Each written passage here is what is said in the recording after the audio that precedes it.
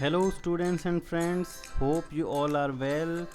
मैं हूं राहुल और आज मैं आपके लिए लेकर आया हूं इंग्लिश लैंग्वेज ट्रेनिंग का लेसन 5, जिसके अंदर हम देखेंगे basic sentences translations.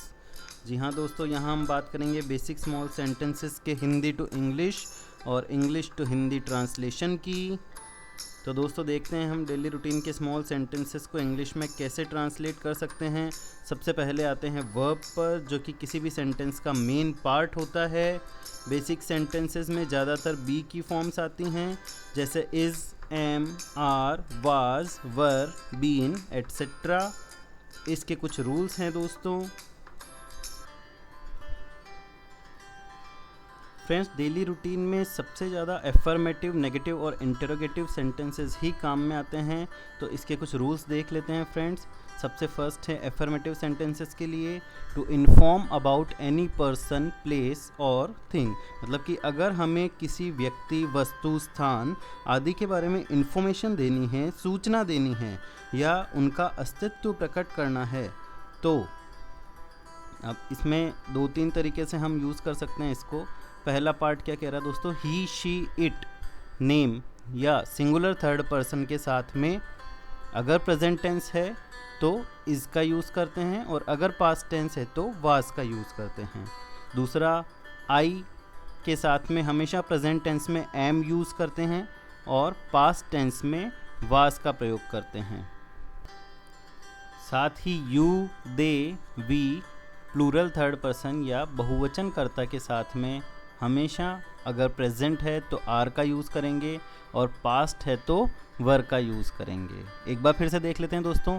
Affirmative sentences जो कि सबसे सिंपल सेंटेंसेस होते हैं, ये किसी व्यक्ति, वस्तु या स्थान यानी कि पर्सन, प्लेस और थिंग की इन्फॉर्मेशन देने के लिए काम में आते हैं। जब हम ऐसे सेंटेंसेस बनाते हैं तो ही, शी, इट, नेम या सिंगुलर थर्ड पर्सन के साथ में प्रेजेंट में हम इज़ का यूज़ करते हैं और पास्ट में वॉज का यूज़ करते हैं। अगर आई है तो आई के साथ हम प्रेजेंट में एम का यूज़ करेंगे और पास्ट में वॉज का यूज़ करेंगे। यू, दे, वी या कोई प्लूरल थर्ड पर्सन है, बहुवचन करता है, तो उसके साथ में हम आर का यूज़ करेंगे प्रेजेंट में और वर का यूज़ करेंगे पास्ट में। आगे चलते हैं दोस्तों नेगेटिव सेंटेंसेस की तरफ। दोस्तों, इस तरह के सेंटेंसेस में नेगेटिव सेंटेंस बनाने के लिए ज़्यादा कुछ करना नहीं पड़ता है। सिर्फ हमें इज़, एम, आर, वाज, वर जहाँ भी आ रहा है उसके साथ में एक नोट लगा देना है और सिंपली नेगेटिव सेंटेंस बन जाता है। इंटरोगेटिव सेंटेंसेस की तरफ जब बात करें तो हमें सिर्फ ये जो बी की फॉर्म्स हैं, इज़, एम, आर, वाज या वर, इन्हें सब्जेक्ट से पहले लगा देना होता है। Place these forms before subject and the simple interrogative sentence will form. यानी कि सिर्फ इनको सबसे पहले लिख देने से ही इंटरोगेटिव सेंटेंस बन जाता है फ्रेंड्स। अब कुछ एग्जांपल्स देख लेते हैं दोस्तों। सबसे पहले देखते हैं एग्जांपल्स ऑफ अफर्मेटिव सेंटेंसेस। तो पहला एग्जांपल है, क्रियांश अच्छा लड़का है। यहाँ पर क्रियांश एक नेम है, साथ ही ये सब्जेक्ट भी है। अच्छा को हम इंग्लिश में गुड लिख देंगे, लड़का को बॉय लिख देंगे और है यानी कि अस्तित्व की बात आ रही है यहाँ पर, तो दोस्तों नाम के साथ में इज़ लगा देते हैं तो कंप्लीट सेंटेंस बन जाएगा, क्रियांश इज़ गुड बॉय। दूसरा है दोस्तों, बिल्ली मेज के नीचे थी। तो बिल्ली को हम इंग्लिश में कैट लिखते हैं, मेज को टेबल लिखते हैं, के नीचे के लिए अंडर आ जाएगा। अब यहाँ पर थी आ रहा है यानी कि पास्ट में होना बताया जा रहा है, तो सेंटेंस में कैट के साथ हम वॉज लगा देंगे तो पूरा सेंटेंस बन जाएगा, the cat was under the table. तीसरा है दोस्तों, वे छात्र हैं। वे के लिए हम दे लिख देते हैं, छात्र के लिए स्टूडेंट्स लिख देते हैं। दे के साथ होना बताया जा रहा है तो यहाँ पर आर आ जाएगा, तो दे आर स्टूडेंट्स, क्योंकि ये प्रेजेंट में है। अगर ये पास्ट में होता, वे छात्र थे होता, तो केवल यहाँ आर की जगह पे वर आ जाता और बाकी सेंटेंस ऐसा ही रहता। देखिए, वे छात्र थे, दे वर स्टूडेंट्स। नेक्स्ट इज, मैं भारतीय हूँ। मैं के लिए आई आ जाएगा दोस्तों, भारतीय के लिए इंडियन आ जाएगा और प्रेजेंट की बात हो रही है, अभी हूँ आ रहा है तो आई के साथ में एम का यूज़ होगा तो कंप्लीट सेंटेंस हो जाएगा, आई एम इंडियन। आगे चलते हैं दोस्तों, देखते हैं कुछ एग्जाम्पल्स ऑफ नेगेटिव सेंटेंसेस। तो यहाँ पर पहला सेंटेंस है वे ईमानदार नहीं हैं। वे के लिए दे आ जाएगा दोस्तों, दे के साथ हमेशा आर का यूज़ करते हैं, तो दे आर हो गया। नहीं, आर के बाद में हम नॉट लगाते हैं, ये हमने देखा था अगर नेगेटिव सेंटेंस बनाना है तो दे आर नॉट हो गया। और ईमानदार के लिए ऑनेस्ट आ गया, तो दे आर नॉट ऑनेस्ट बन गया फ्रेंड्स। नेक्स्ट इज़ तुम परिश्रमी नहीं थे। तुम के लिए हम यू का यूज़ करेंगे, यू के साथ, क्योंकि थे आ रहा है यानी कि पास्ट है, तो यू के साथ हमेशा वर का यूज़ करते हैं और उसके बाद में हम एक नॉट लगा देंगे क्योंकि नेगेटिव सेंटेंस बनाना है, तो यू वर नॉट बन गया फ्रेंड्स। परिश्रमी के लिए हम हार्ड वर्किंग लिख देंगे, तो कंप्लीट सेंटेंस हो जाएगा you were not hard working. हमारी टीम मजबूत नहीं थी। हमारी टीम को हम आवर टीम लिखेंगे, ये एक वचन है दोस्तों, तो इसके साथ में वॉज आएगा और वॉज के साथ क्योंकि नेगेटिव सेंटेंस बनाना है तो नॉट लिख देंगे, तो our team was not strong. Strong यहाँ पर मजबूत के लिए आ जाएगा। नेक्स्ट इज़ मैं भारतीय नहीं हूँ। इसका एक सेंटेंस हमने एफर्मेटिव टाइप देखा था दोस्तों, मैं भारतीय हूँ, आई एम इंडियन। अब यहाँ पर नहीं हूँ आ रहा है तो सिंपली एक नॉट हमने पुट किया एम के बाद में, तो ये बन गया आई एम नॉट इंडियन, एक नेगेटिव टाइप का सेंटेंस। अगला है फ्रेंड्स वह छात्र नहीं है, तो वह के लिए ही आ गया, छात्र के लिए स्टूडेंट आ गया और नहीं है के लिए इज़ नॉट आ गया, ही इज़ नॉट स्टूडेंट। आगे चलते हैं दोस्तों, देखते हैं कुछ एग्जाम्पल्स ऑफ इंटेरोगेटिव सेंटेंसेस। सबसे पहले है क्या मैं भारतीय नहीं हूँ। दोस्तों यहाँ पर हमने एक नेगेटिव सेंटेंस देखा था, मैं भारतीय नहीं हूँ, ये इसी का इंटेरोगेटिव सेंटेंस है। तो मैं भारतीय नहीं हूँ का इंग्लिश ट्रांसलेशन था आई एम नॉट इंडियन। और इंटेरोगेटिव बनाने का रूल ये है कि जो वर्ब की फॉर्म होती है उसे हम सब्जेक्ट से पहले लिख दें, यानी कि आई से पहले एम लिख दें। तो हमने एम को आई से पहले पुट किया, एम आई नॉट इंडियन, और ये इंटेरोगेटिव सेंटेंस बन गया फ्रेंड्स। नेक्स्ट इज़ क्या कमरे में अंधेरा था। कमरे को हम द रूम बोलते हैं, में यानी कि कमरे के अंदर, तो इसको हम लिखेंगे इन द। अंधेरा को हम डार्क लिखते हैं और क्योंकि यहाँ पे था आ रहा है यानी कि पास्ट बनेगा तो वाज आएगा फ्रेंड्स, तो it was dark in the room बन जाता है ये। लेकिन क्योंकि ये एक इंटेरोगेटिव सेंटेंस है तो हम वॉज को इट से पहले लिख देंगे, तो was it dark in the room. Next is क्या वे निर्दोष थे। अगर ये एफर्मेटिव होता तो ये बनता वे निर्दोष थे, जिसकी इंग्लिश होती दे वर इनोसेंट, क्योंकि ये पास्ट में है। लेकिन क्योंकि हमें इंटेरोगेटिव बनाना है तो वर को हम दे से पहले लिख देंगे, तो ये बन जाएगा वर दे इनोसेंट। आगे देखते हैं दोस्तों, क्या वह सुस्त है। सुस्त को हम लेज़ी बोलते हैं। वह के लिए हम ही या शी का यूज़ कर सकते हैं और है के लिए ही या शी के साथ में इज़ आता है। इंटेरोगेटिव सेंटेंस बनाना है फ्रेंड्स तो इज़ का यूज़ सब्जेक्ट के पहले करेंगे, तो कंप्लीट सेंटेंस बन जाएगा इज़ शी लेज़ी या is he lazy. Next is क्या तुम मूर्ख हो। मूर्ख के लिए फूल, तुम के लिए यू और हो आ रहा है फ्रेंड्स, यानी कि प्रेजेंट है, तो प्रेजेंट में यू के साथ हम आर का यूज़ करते हैं। क्योंकि इंटेरोगेटिव सेंटेंस बनाना है तो आर का प्रयोग हम यू से पहले करेंगे, तो ये सेंटेंस बन जाएगा हमारा आर यू फूल। यहाँ तक ये एग्जाम्पल ख़त्म होते हैं फ्रेंड्स। आगे चलते हैं और देखते हैं use of there in basic sentences. दोस्तों कुछ सेंटेंस ऐसे भी होते हैं जो हमेशा देयर से ही स्टार्ट होते हैं, इसके भी कुछ जनरल रूल्स हैं, तो हम रूल्स देख लेते हैं। सबसे पहले अफर्मेटिव सेंटेंसेस के रूल्स देखते हैं।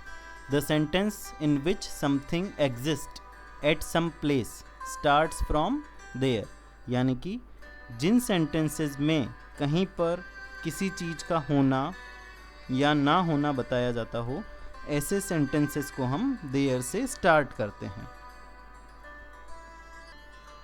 नेक्स्ट देख लेते हैं नेगेटिव सेंटेंसेस। अगर हमें नेगेटिव सेंटेंस बनाना है तो नो या नॉट लगाते हैं। इसके लिए भी एक रूल है, use no before noun and not before a and the adjective.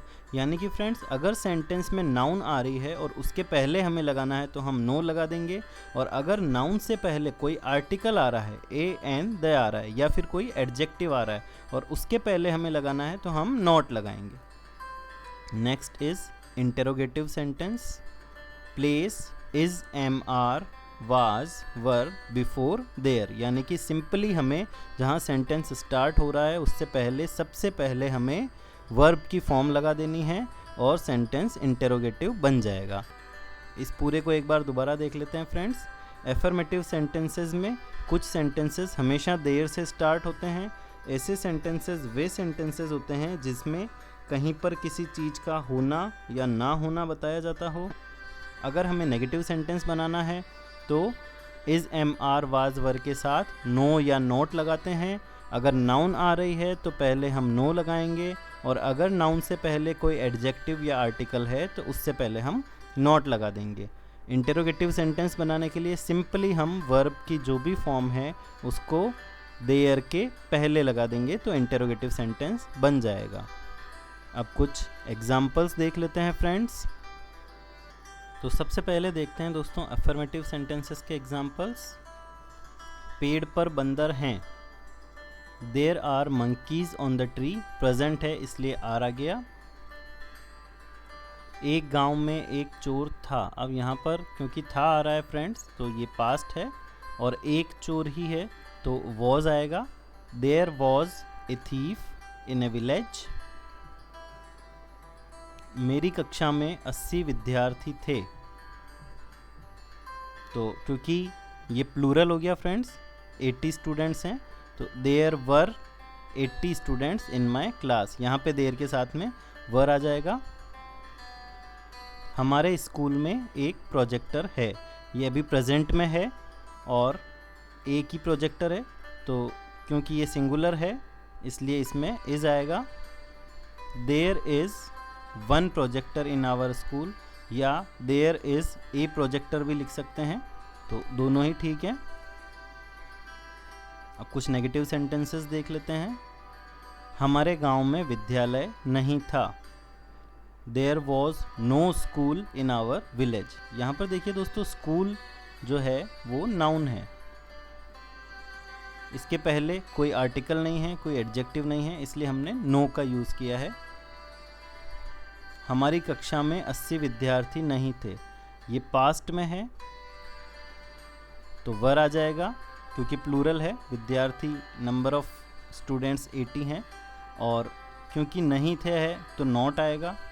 साथ ही दोस्तों इसमें 80 विद्यार्थी आ रहा है, यानी कि यहाँ पे विद्यार्थी तो नाउन है, स्टूडेंट जो है वो नाउन है और उसकी स्पेशलिटी बता रहा है, यानी कि उसके साथ एक एडजेक्टिव की तरह है। उसके नंबर्स बताए हुए हैं कि 80 नंबर्स हैं तो 80 से पहले हमें लगाना है इसलिए नॉट आएगा। तो there were not 80 students in our class. Next is गांव में कोई चोर नहीं है। There is no thief in village. यहाँ पे थीफ जो है हमारा नाउन है और उसके पहले कोई आर्टिकल नहीं है, एडजेक्टिव नहीं है, तो हमने नो लगा दिया। पेड़ पर 5 बंदर नहीं हैं। There are not 5 monkeys on the tree. तो यहाँ पर नाउन मंकीज़ हैं और मंकीज़ से पहले नंबर आ रहा है 5, तो हमने नॉट का यूज़ किया है। अब कुछ एग्जाम्पल्स इंटेरोगेटिव सेंटेंसेस के देख लेते हैं। क्या तुम्हारे गांव में स्कूल है? तो क्योंकि इंटेरोगेटिव है देयर से पहले हमें इज़ लगाना है, तो is there school in your village.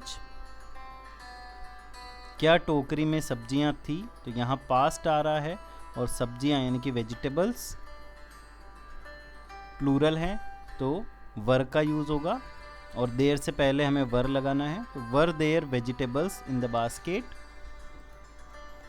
Next is क्या इस गिलास में दूध नहीं था? Was there no milk in the glass.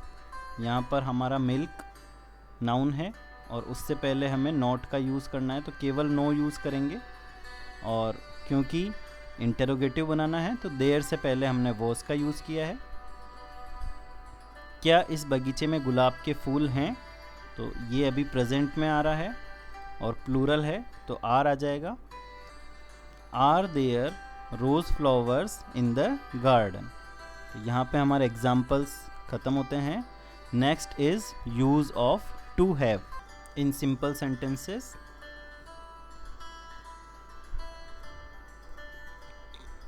तो देखते हैं use of have as main verb.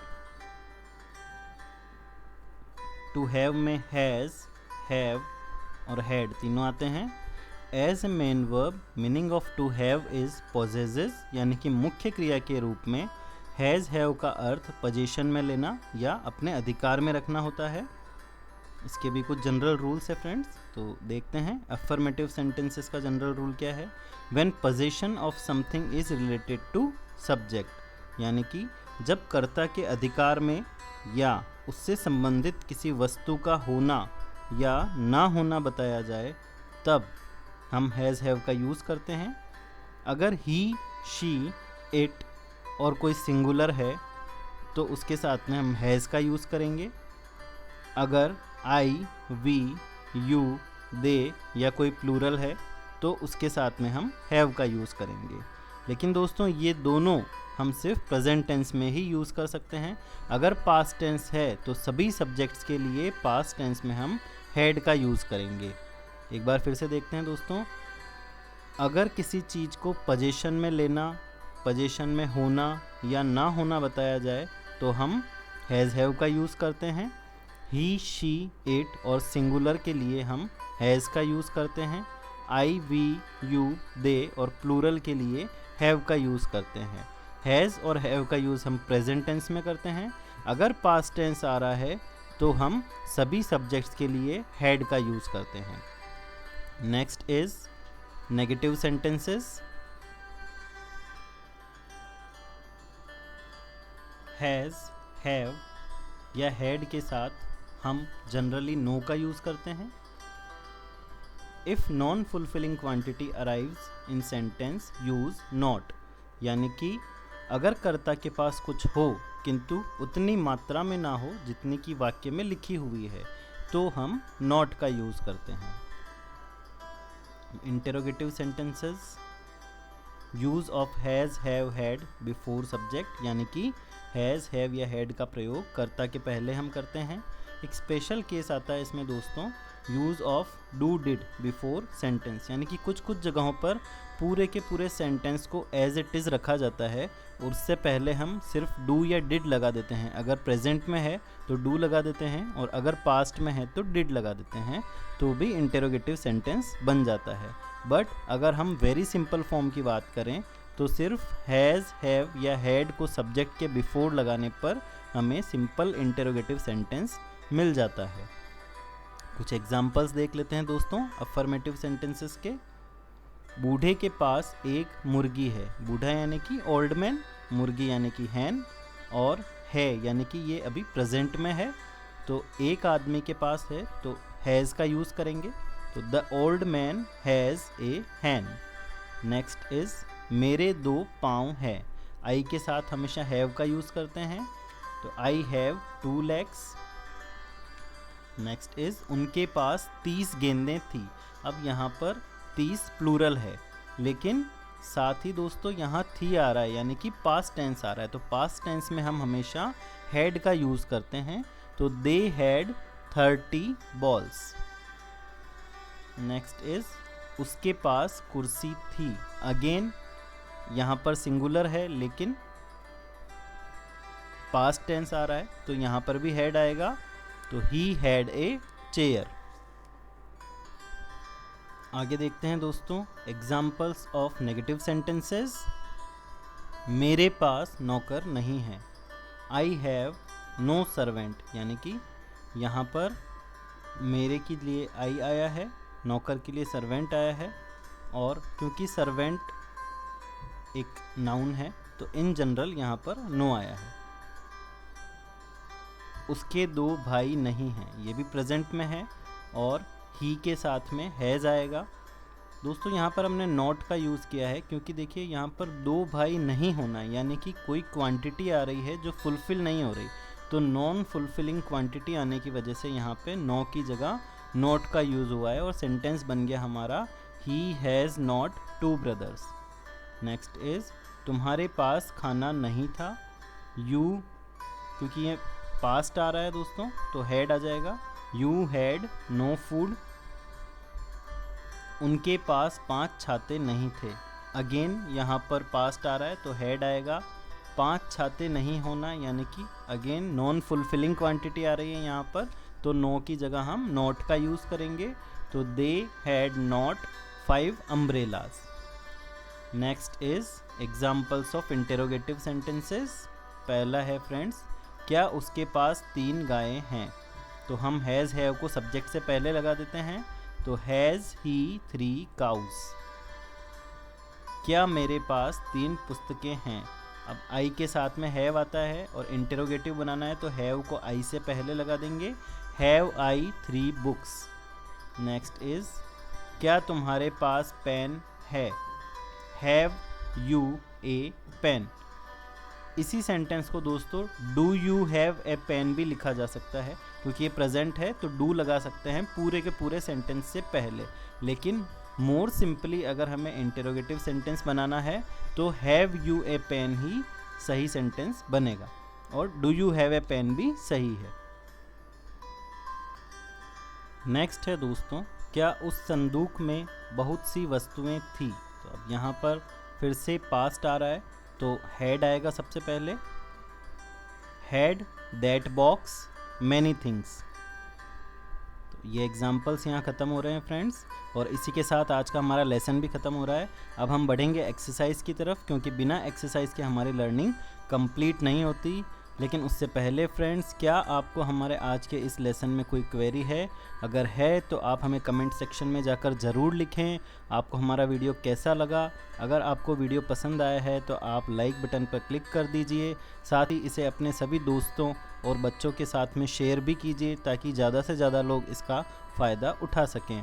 अगर आपने हमारा चैनल सब्सक्राइब नहीं किया है तो आप इसे सब्सक्राइब कर लीजिए और साथ ही बेल आइकन को भी प्रेस कर दीजिए ताकि आपको हमारे रेगुलर अपडेट मिलते रहें और कोई वीडियो मिस ना हो.